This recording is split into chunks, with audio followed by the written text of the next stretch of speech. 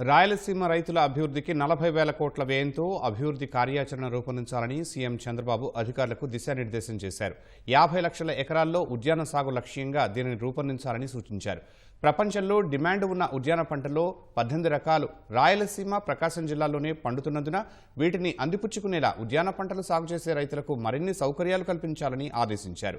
ఈ మేరకు పూర్వోదయ నిధులను పూర్తిస్థాయిలో సద్వినియోగం చేసుకోవాలని సూచించారు. పూర్వోదయ పథకంలో భాగంగా రాయలసీమ ఉద్యాన పంటల అభివృద్ధిపై అమరావతి సచివాలయంలో ముఖ్యమంత్రి చంద్రబాబు సమీక్ష నిర్వహించారు. రాయలసీమ, ప్రకాశం జిల్లాలో 92 క్లస్టర్ల ద్వారా రైతులకు జీవనోపాధి పెంచేలా కార్యాచరణ రూపొందించారు. ఈ పథకంలో భాగంగా రహదారులు, జలవనరుల ప్రాజెక్టులు, పంచాయతీ రోడ్లు లాంటి పనులు చేపట్టాలని నిర్ణయించారు.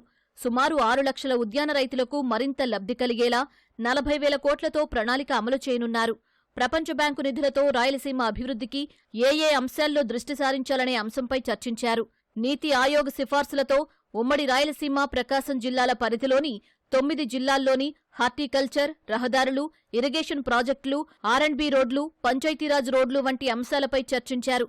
రాయలసీమను హార్టికల్చర్ హబ్గా తీర్చిదిద్దడం లక్ష్యంగా పెట్టుకోవాలని, సర్టిఫికేషన్, ట్రేసబిలిటీ అంశాలపై దృష్టి పెట్టాలన్నారు. సీమలో ఉద్యాన పంటల ద్వారా ఆదాయాన్ని పెంచుకునేందుకు రైతులకు అవసరమైన మౌలిక సదుపాయాలు కల్పించాలన్నారు. సాధారణ పంటల కంటే భవిష్యత్తులో ప్రజల అలవాట్లకు అనుగుణంగా పంటలు పండించాల్సి ఉంటుందన్నారు.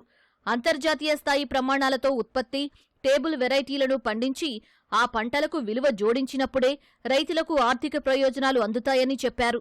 మైక్రో ఇరిగేషన్ ద్వారా ఈ ఉద్యాన పంటలకు నీటిని అందించాలని, హార్టికల్చర్ జోన్లుగా తీర్చిదిద్ది ప్రోత్సాహకాలు కల్పించాలన్నారు. ఆర్గానిక్ సేద్యం ద్వారా ఉద్యాన పంటలు పండించాలని తేల్చి చెప్పారు.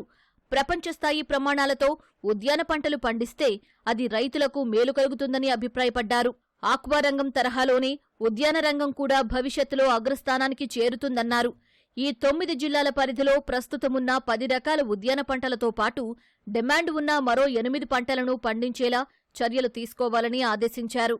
ముఖ్యమైన 18 ఉద్యాన పంటలను లక్ష్యంగా చేసుకుని వాటికి మంచి సాగు సదుపాయాలు కల్పించడం, రవాణా, లాజిస్టిక్స్, మార్కెటింగ్, కోల్డ్ చైన్ లాంటి మౌలిక సదుపాయాలు కల్పించాలని చంద్రబాబు స్పష్టం చేశారు.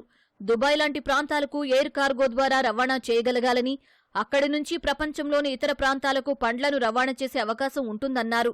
స్పెషల్ కార్గోగా ఈ పండ్లను అంతర్జాతీయ మార్కెట్లకు తరలిస్తే రైతులు ఈ ప్రాంత భవిష్యత్తు మారిపోతుందని ఆశాభావం వ్యక్తం చేశారు. ఉద్యాన పంటల సాగు మొదలుకొని మార్కెటింగ్ వరకు వివిధ ప్రాజెక్టులను చేపడుతున్నట్లు వెల్లడించారు. ఈ మేరకు పలు ప్రాజెక్టులకు 14,800 కోట్లు ఖర్చు పెట్టనున్నట్లు వివరించారు.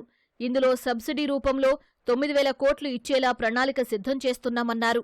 అరటి, చీని, బొప్పాయి, దానిమ్మ, మామిడి, నిమ్మతో పాటు ఉల్లి, టమాటో, మిరప లాంటి పంటలపై దృష్టి సారించాలని దిశానిర్దేశం చేశారు.